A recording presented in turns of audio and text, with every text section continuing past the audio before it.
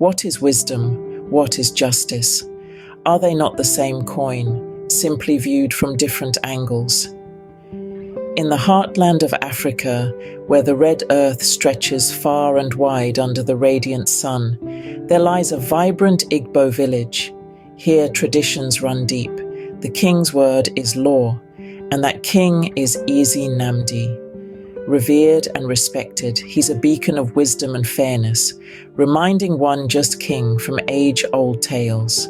A contentious dispute of great magnitude tests Eze Nnamdi's wisdom. Two women, known for their difficult lives and often silenced by the absence of husbands, lived together in a modest mud house, its walls adorned with uli art, a testament to the journey of life and femininity. One woman, her eyes swollen and glistening with unshed tears, stepped forward first. "My king," she said, "we both birthed sons in our humble abode, 3 market days apart, but a grave misfortune befell us in the quiet of the night." The court held its collective breath as she recounted the tragic night. A night when her housemate's baby perished and in her grief, switched the infants while the first woman slept. The second woman, hardened by life's harshness, claimed the living child as her own. Their argument escalated, a whirlwind of pain and desperation. Eze Nnamdi, seated on his intricately carved throne, listened intently. He called for his royal sword, a move that sent a shiver through the villagers.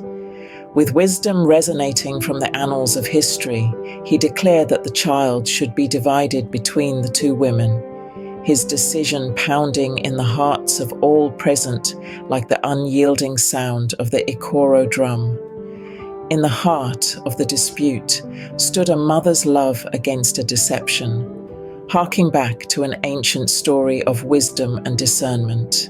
Eze Nnamdi, the king of wisdom, listened to their pleas, his face a calm sea of contemplation. He sat on his throne, a canvas of intricate carvings, each one telling a tale of the ancestors who had ruled before him. The court was silent, the villagers waiting for the king's decree with bated breath, their eyes wide with anticipation. The king called for his royal sword. The air in the court turned sharper as the sword was brought forward, its blade gleaming ominously under the African sun. The villagers gasped, their whispers rustling through the thatched court like a soft breeze through the Iroko trees. In a move that sent shockwaves through the gathering, Eze Nnamdi declared that the baby should be divided between the two women. His words echoed through the court, resonating with the unyielding sound of the Ikoro drum. It was a decision no one had anticipated, a solution as shocking as it was unthinkable. The true mother, her heart breaking at the thought, immediately relinquished her claim. Her eyes, filled with unshed tears, held a plea for mercy. "Take my baby, but let him live," she implored, her voice barely a whisper, her love for her child stronger than the pain of losing him. On the other hand, the other woman, her face as cold as the night that had taken her child, agreed to the king's dreadful decree. Her agreement was a stark contrast to the true mother's selfless love. Her own desperation reflected in her willingness to accept such a gruesome solution. In that moment, it wasn't just a king's court.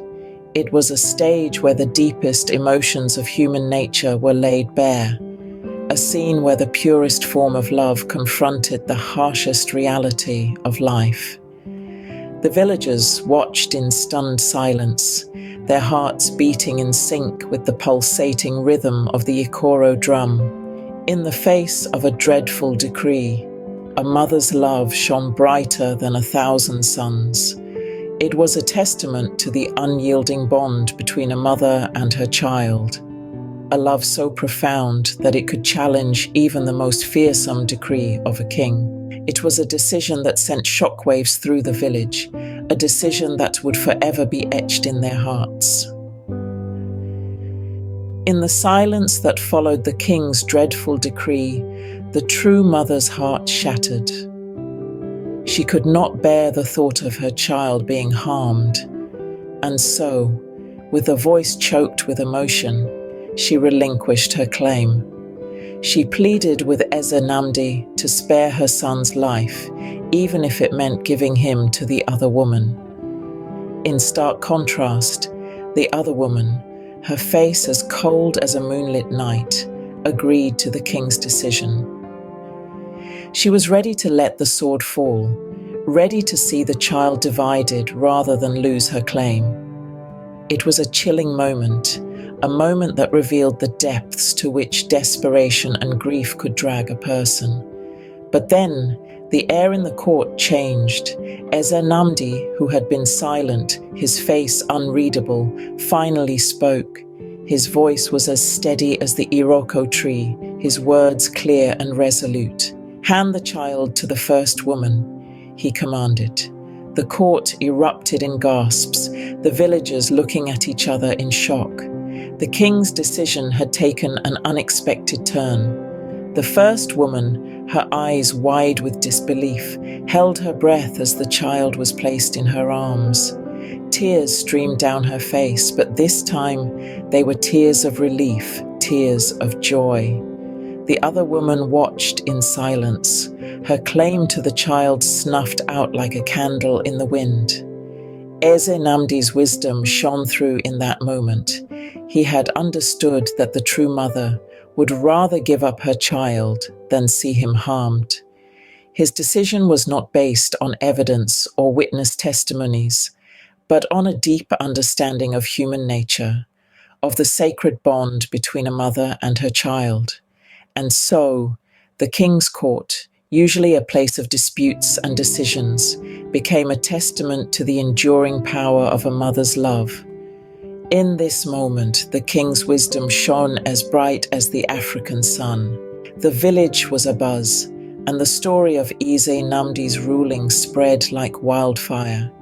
It was a tale that reverberated with the resonance of wisdom and justice.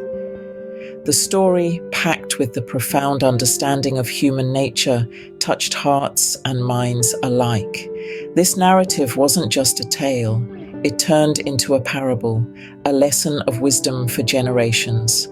The tale of Eze Nnamdi was a mirror, reflecting a mother's boundless love, a love that prioritized her child's well-being above all else.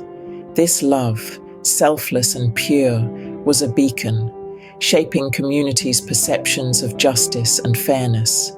It was a testament to the enduring power of a mother's love.